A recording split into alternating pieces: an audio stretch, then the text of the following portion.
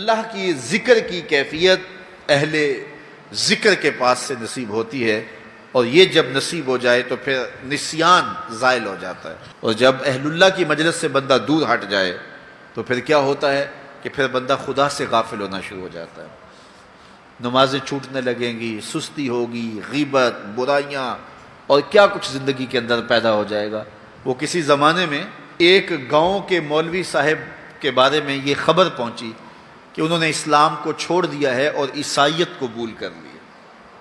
تو جو قریبی شہر کے علماء تھے انہیں بڑی تشویش ہوئی، تو علماء کا ایک گروہ ان کے پاس گیا اور جا کے کہا، حضرت ماجرا کیا ہوا؟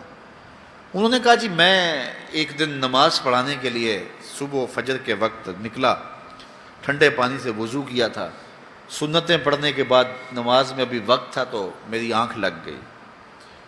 تو اچانک اقامت ہوئی تو میں اٹھا اور مصلی کی طرف دوڑ پڑا۔ پھر مجھے خیال آیا کہ میں تو وضو کرنا ہے، لیکن میں مصلی پہ کھڑا ہو چکا تھا، اب یہاں مصلی چھوڑ کے جاؤں تو نمازی کوسیں گے کہ پہلے کہاں گیا ہوا تھا۔ تو اسی گو مگو کی کیفیت کے اندر میں نے جو ہے وہ نماز پڑھانا شروع کر دی، لیکن میں ڈرا کہ میں مصلی رسول کی توہین کر رہا ہوں، بے وضو نماز پڑھا رہا ہوں، تو کہیں اللہ کا عذاب میرے اوپر نازل نہ ہو۔ تو میں ڈرتا بھی رہا، لیکن ساری نماز پڑھائی، میرے اوپر کوئی ایسی کیفیت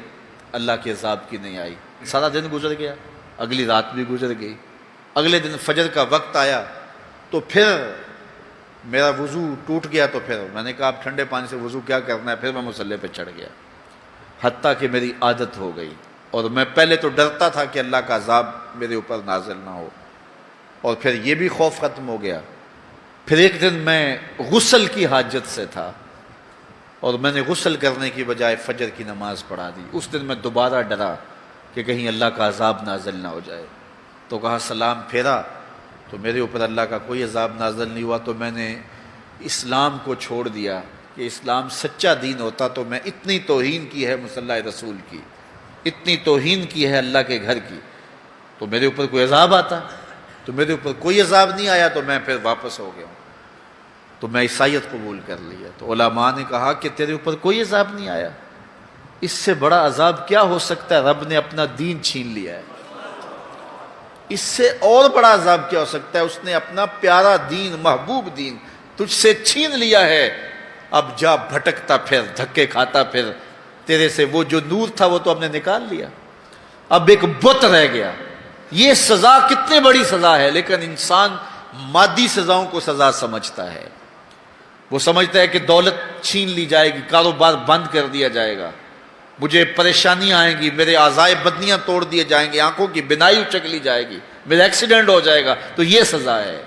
پتھر اتریں گے تو یہ سزا ہے۔ کہا یہ بھی سزا کی صورتیں تو ہیں، لیکن یہ سزا اوروں کو دی جاتی ہے،